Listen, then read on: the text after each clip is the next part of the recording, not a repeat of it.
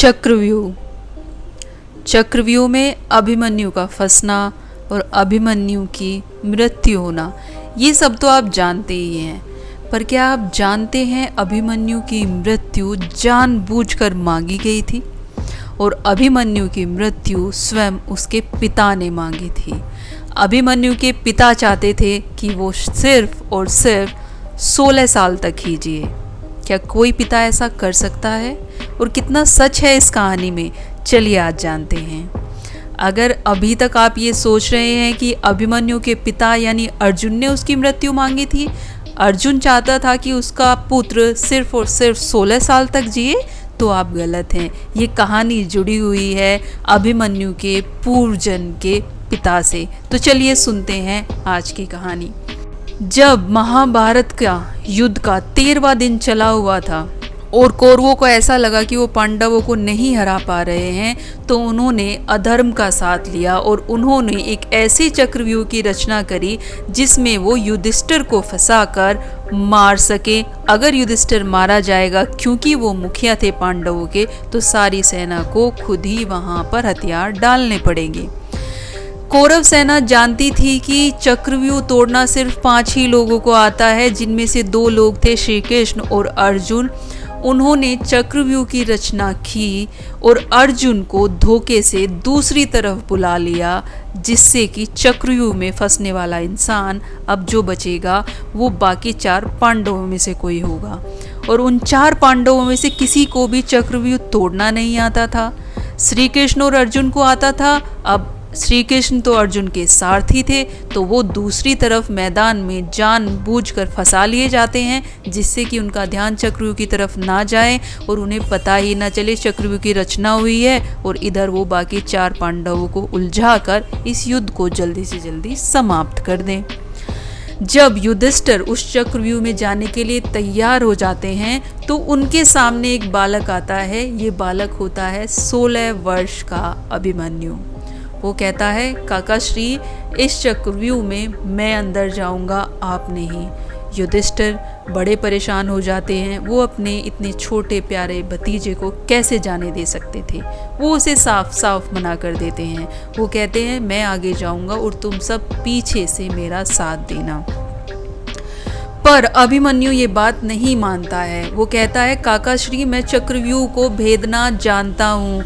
जब मैं माता के गर्भ में था तो पिताजी ने माता को पूरी कहानी सुनाई थी, इसलिए मैं चक्रव्यूह भेदना जानता हूँ।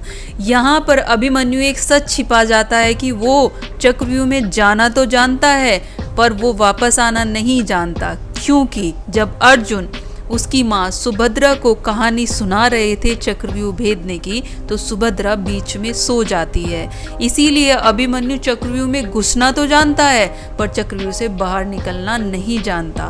पर अभिमन्यु को अपने बल पर इतना भरोसा होता है, वो अपने काका श्री यानी युधिष्ठिर से कहता है कि मैं इस चक्रव्यूह को पार कर सकता हूँ और आप लोग मेरा बस पीछे से साथ देना। वो जब इतनी ज़्यादा कोशिश करता है अपने काका को मनाने की, तो युधिष्ठिर मान जाते हैं और उस बच्चे को चक्रव्यूह में भेज देते हैं। अभिमन्यु बड़ी हिम्मत और बलता के साथ चक्रव्यूह में जाता है और कौरवों के जो महान सैनिक थे, महान योद्धा थे, उनको वो उनके साथ ऐसी लड़ाई करता है, ऐसा युद्ध करता है कि उनमें से कई सारे योद्धा महावीर गति को प्राप्त हो जाते हैं। अब कौरव घबरा जाते हैं कि एक छोटा बच्चा जो इतने आगे तक बढ़कर आ गया है, ये हमारे लिए खतरा पैदा कर रहा है। जैसे ही अभिमन्यु योद्धाओं को मारता जा रहा था, इस बार उसके हाथ से जो योद्धा मरता है वो होता है दुर्योधन का पुत्र लक्ष्मण।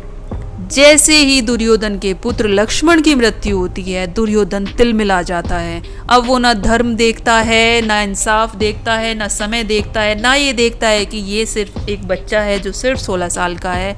वो एक ऐसी रणनीति अपनाता है और अपने सब लोगों से कहता है कि किसी भी तरीके से अब हमें अभिमन्यु को मारना है। द्रोणाचार्य जो कि कौरवों की सेना में थे, वो कहते हैं कि हमें किसी तरीके से सबसे पहले धनुष था वो हमें तोड़ना है। कर्ण उसका रथ तोड़ता है और इस तरीके से उसे चारों तरफ से घेर लिया जाता है। पर वो इतनी बहादुरी से लड़ता है कि कौरवों के पसीने छूट जाते हैं।